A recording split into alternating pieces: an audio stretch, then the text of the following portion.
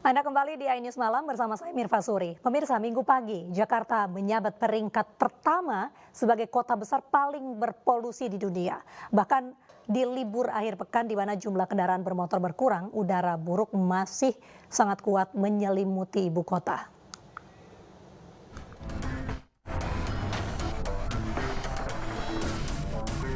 Hingga kini Jakarta masih diselimuti polusi. Berdasarkan data IQR, perusahaan teknologi kualitas udara yang berbasis di Swiss, kualitas udara di Jakarta masih dalam kategori tidak sehat. Bahkan data Minggu pagi, Jakarta menyabet ranking 1 kota besar paling berpolusi di dunia. Kemudian siang hari, posisi Jakarta turun ke peringkat 2. Kondisi ini tentu membahayakan kesehatan warga. Di antaranya bisa mengakibatkan penyakit infeksi saluran pernapasan atas atau ISPA. Bahkan di hari libur akhir pekan, di mana jumlah kendaraan jauh lebih sedikit dibandingkan hari kerja, tak membuat polusi berkurang. Warga yang berolahraga pagi di kawasan Car Free Day Sudirman pun terganggu oleh polusi. Tapi ternyata di CFD sendiri ngerasain cuaca tuh nggak bagus banget gitu. Bahkan kita pagi aja tuh nggak bisa ngehirup udara yang segar gitu kan. Kayak nggak baik buat kita, udah weekdays kita udah menghirup udara yang nggak bagus gitu kan. Terus weekend juga kena lagi gitu. Jadi sempat rada takut sih sebenarnya. Apalagi yang habitnya itu olahraga. Kesibukan sehari weekday kan juga sibuk kerja. Sabtu Minggu itu kesempatan untuk orang-orang yang butuh olahraga dan menghirup udara yang segar. Makanya menurut saya untuk segera ditindaklanjuti. Kalau pendapat saya dari pemerintahan Provinsi Jakarta, bolehnya diperbanyak kendaraan transportasi model Transjakarta gitu. Jadi boleh mengatasi polusi udara gitu. Warga pun berharap pemerintah daerah dan pusat segera melaksanakan berbagai upaya untuk mengurangi polusi di ibu kota. Di sisi lain, masyarakat juga perlu berkontribusi, salah satunya dengan beralih menggunakan moda transportasi umum. Dari Jakarta, tim liputan iNews melaporkan. Pemirsa, kita beralih ke informasi di mana lebih dari 1 hektar lahan gambut di Palangkaraya, Kalimantan Tengah terbakar. Kebakaran lahan diduga akibat musim panas dan cuaca yang ekstrim.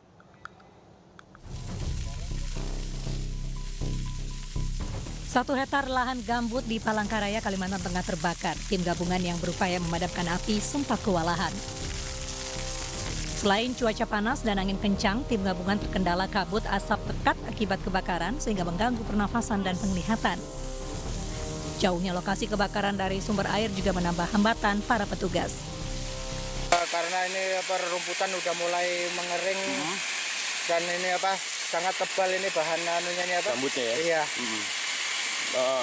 Ini kabut asap juga mengganggu nih, Pak?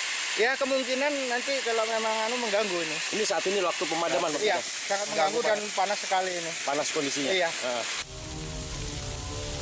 Namun proses pemadaman terus dilakukan karena kebakaran lahan terus meluas. Hingga kini 1 hektar lahan termasuk sebagian kebun sawit milik warga ludes terbakar. Tim liputan iNews melaporkan. Sementara itu pemirsa, Sungai Cilengsi, Kabupaten Bogor, Jawa Barat tercemar limbah. Pencemaran diduga dari limbah industri di wilayah Gunung Putri. Musim kemarau memperparah kondisi sungai yang tercemar.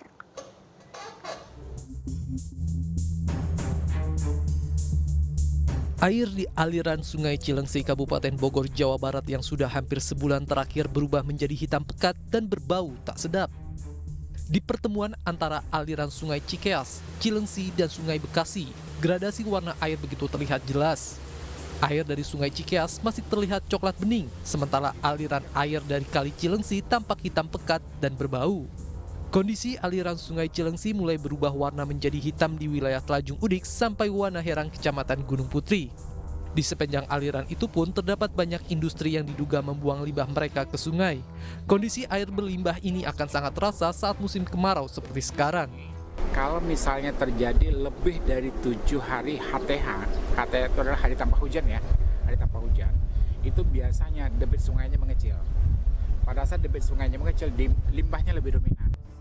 Meski pencemaran sungai Cilengsi ini sudah terjadi berulang-ulang, namun hingga saat ini pemerintah dan aparat penegak hukum belum pernah menindak satupun pelaku kejahatan lingkungan yang menyebabkan Kali Cilengsi dalam kondisi kritis. Dari Bogor, Jawa Barat, Cahyat Supriyatna, iNews melaporkan. Pemirsa, dengan latar belakang keprihatinan banyaknya sampah yang mengotori tanah, ratusan siswa SMP di Banjarnegara, Jawa Tengah menggelar fashion show gaun dan pakaian dari sampah.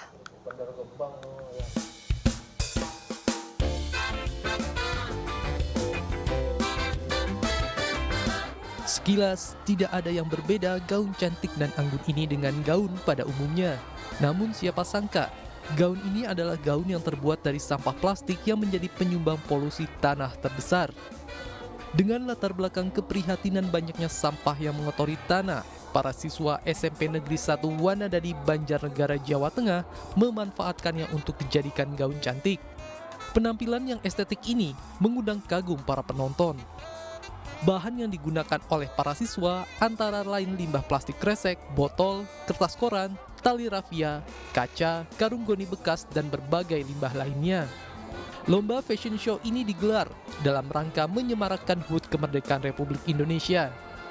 Jadi anak-anak belajar untuk mengolah sampah, dan sampah ini kemudian terutama sampah plastik, karena kita sedang belajar untuk bagaimana mengolah sampah plastik, dan itu menjadi bagian aksesoris atau menjadi pakaian untuk bisa ditampilkan. Saya bersyukur banget, ini tuh hasil dari perjuangan teman-teman saya, kurang lebih 1 minggu pengerjaannya, kemudian bahannya itu ada dari koran bekas tanpa pengeluaran biaya dan full bekas. Fashion show juga bertujuan untuk mengedukasi siswa agar peduli terhadap lingkungan dan mengolah kembali sampah yang jika dibiarkan akan mengotori lingkungan. Dari Banjarnegara, Jawa Tengah, Elis Novit, iNews melaporkan. Pemirsa, petugas Animal Rescue mengevakuasi seekor ular piton yang ditemukan dalam kandang ayam warga di Mamuju, Sulawesi Barat. Ular sepanjang 5,5 meter ini ditemukan dalam kandang dengan perut buncit usai memangsa seekor ayam.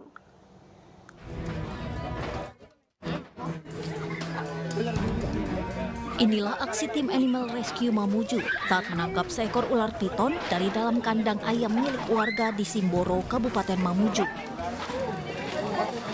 Meski sangat berhati-hati, petugas tampak tidak menemui kendala hingga saat mengamankan ular sepanjang 5,5 meter itu, sebab ular kesulitan bergerak akibat kekenyangan usai memangsa ayam ternak di dalam kandang.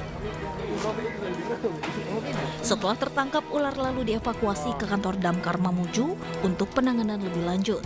Saat ini, ular tersebut belum dimasukkan dalam boks penanganan lantaran masih menunggu ayam yang dimangsa ular tersebut dimuntahkan kembali agar selanjutnya bisa dikembalikan ke habitatnya.